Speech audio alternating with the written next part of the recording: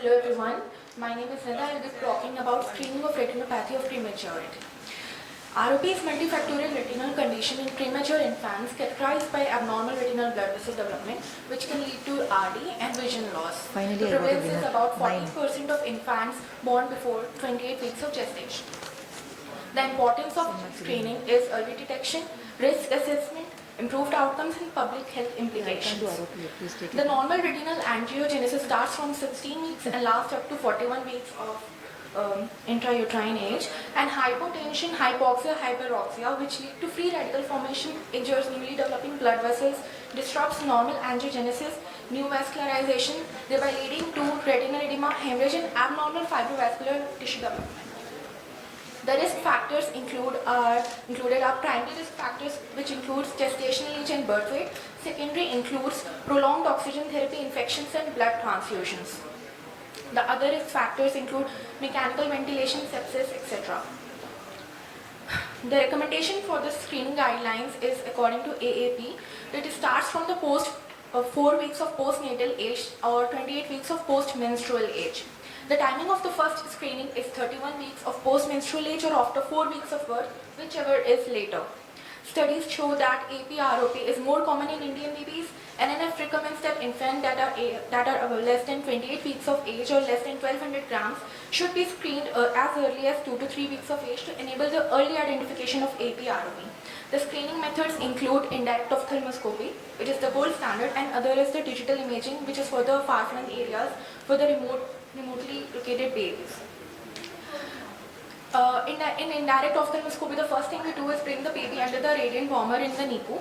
For discharge and stable babies, we can do it in the ophthalmologist clinic. Communication with the parents and documentation is highly desirable. The baby should be swaddled and preferably fed 1 hour prior to the examination. Pupillary dilation should be started 1 hour prior to the screening with Tropac, 0.5% phenylephrine, 2.5%, 2 to 3 times 10 to 15 minutes apart. Atropine should not be used.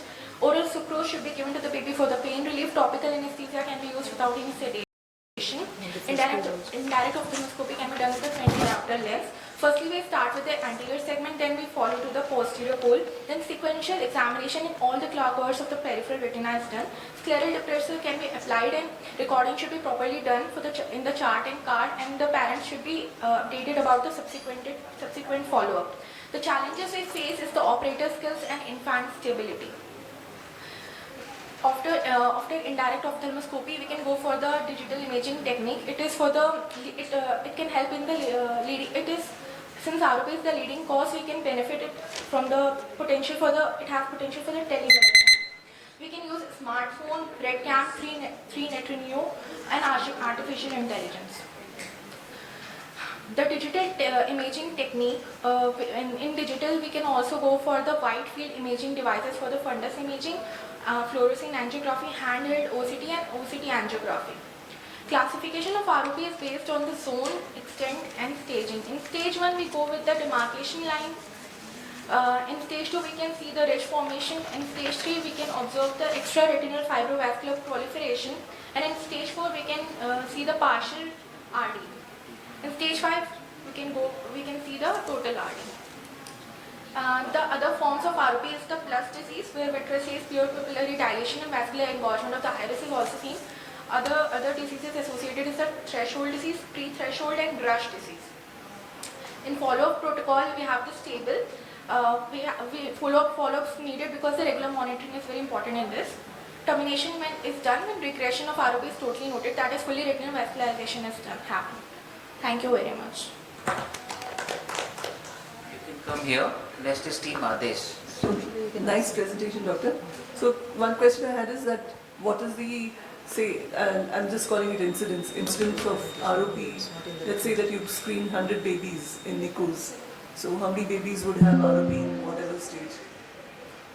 The incidence is around 19% in India, and Okay.